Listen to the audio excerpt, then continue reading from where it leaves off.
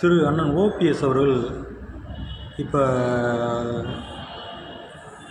ஒரு நாளுக்கு முன்னாடி நாங்கள் நிர்வாகிகளோட கூட்டம் நடத்தி அதில் யார் கூட நம்ம கூட்டணி போகிறதுன்னு பேசியிருக்காங்க.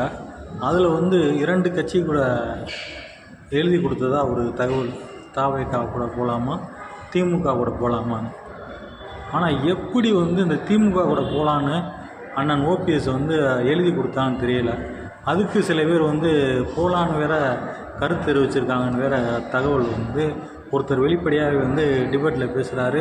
நான் எழுதி கொடுத்துருக்கேன், திமுக கூட போனால் என்ன இருக்குது, நம்ம சித்தாந்தம் என்ன அப்படின்னு.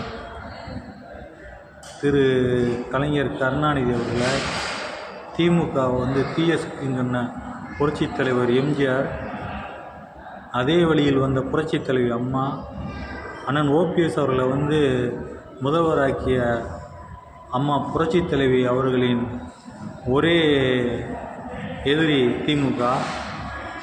அதெல்லாம் விட்டுட்டு போய் திமுக கூட்டணியில் இணைஞ்சாருன்னா அதை விட எடப்பாடிக்கு பெரிய சந்தோஷம் எதுவுமே கிடையாது.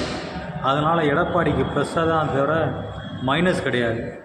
ஒருவேளை ஓபிஎஸ் போய் திமுக கூட்டணியில் சேர்ந்தாருன்னா அது எடப்பாடி பழனிசாமிக்கு மைனஸ் ஆகாது, ப்ளஸ் தான் ஆகுமே தவிர மைனஸ் ஆகாது.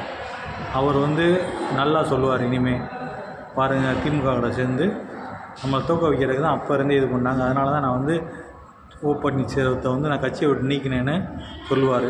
அதுக்குரிய வாய்ப்பை தயவு செய்து ஏற்படுத்தி விடாதீர்கள்.